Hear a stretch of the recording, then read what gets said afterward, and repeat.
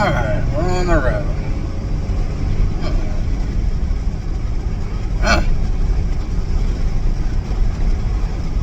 Oh, she's not stable on the road.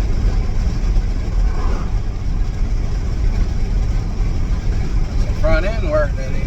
Welcome back. So I am now working on a 1999 Dodge Ram. Did a smoke down. It's got an EVAP code for it, and didn't find no leaks that way. Did come across that the purge valve wasn't working correctly, so right now I'm gonna change it.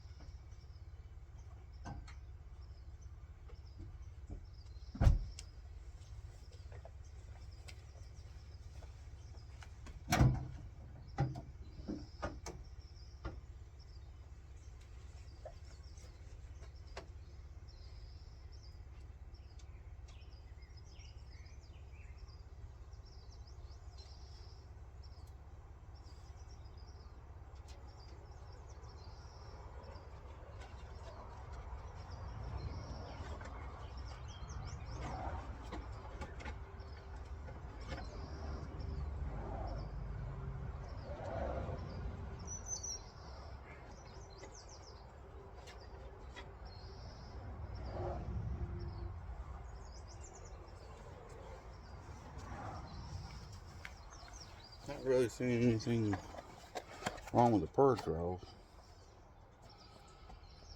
but you never know. But let's take a look. Let's take a look.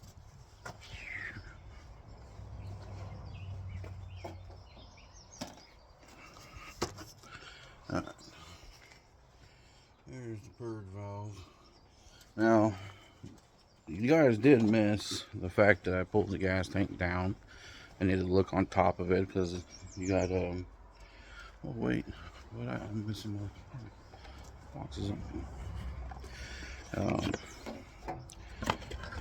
The rollover valve with the orifices up on top of the gas tank, along with your, a few other things that are on top of it, vacuum lines and whatnot. But I didn't see nothing wrong with those either. Doesn't mean there isn't anything wrong with them, but we'll find out here shortly.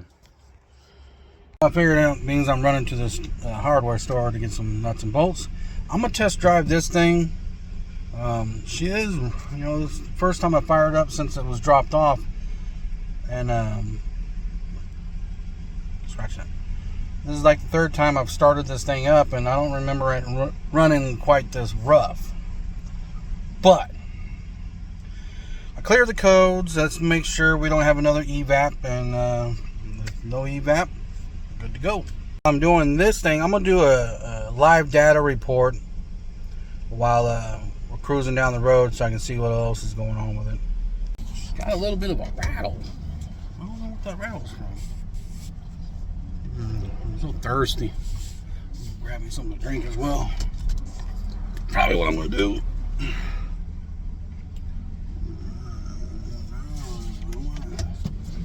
Big old truck.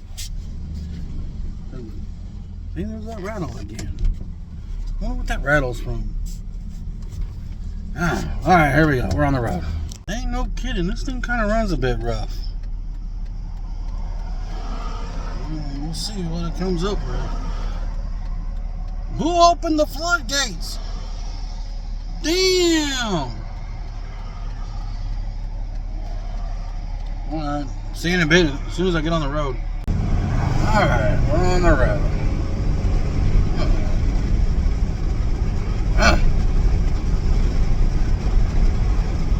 Oh, she's not stable on the road.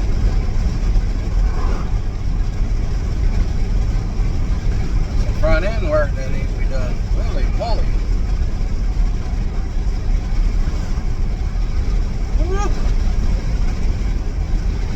Alright, there we go.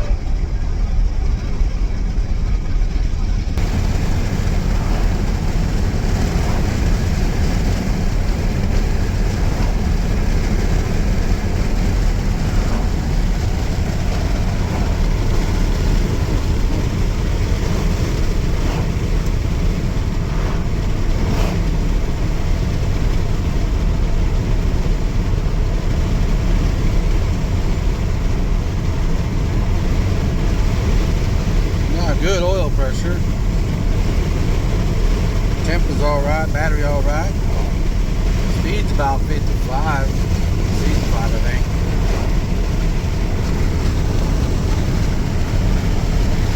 Like 60, somewhere around there. She is just a little wobbly on the front, or not wobbly. We're gonna say loose on the front end.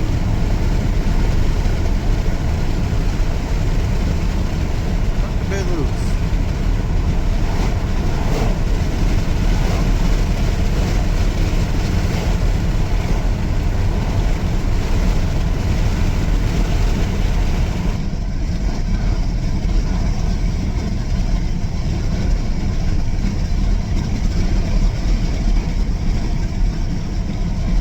That's a beautiful truck.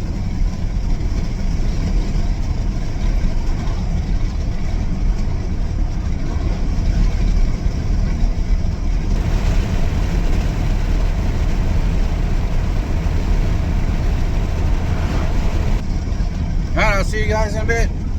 Alright, we got ourselves some nuts and bolts and we finished the other job. And so far, no check engine light has come on this one. But it does take about 35 miles to get one for the EVAP. Most of the time, 35 miles. You gotta at least have let it shut off and turn back on. You might get it, but I've seen it come on while you're mid-drive. It doesn't matter. Doesn't matter. It comes on when it wants to, honestly. I know O2 sensors are different, but I did want to mention something because my son mentioned it to me. And I explained to him why. So I told him, hey, you want to bring me something to eat? Means they took my car.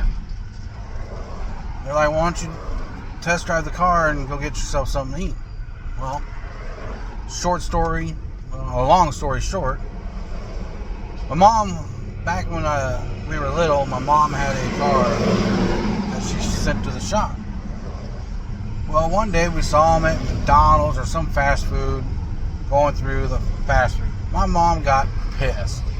So irate that she confronted the technician.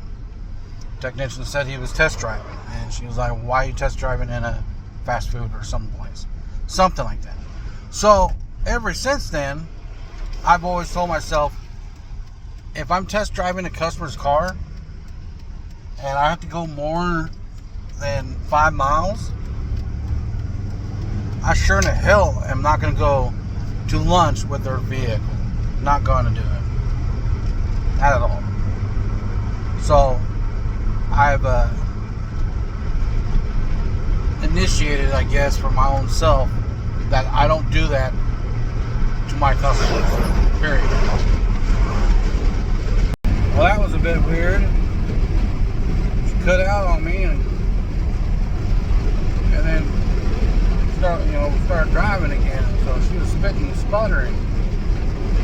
I know the fuel is a little low, so I don't know if that's what the cause was. But she did not like the fact that we were trying to pull that hill. Well,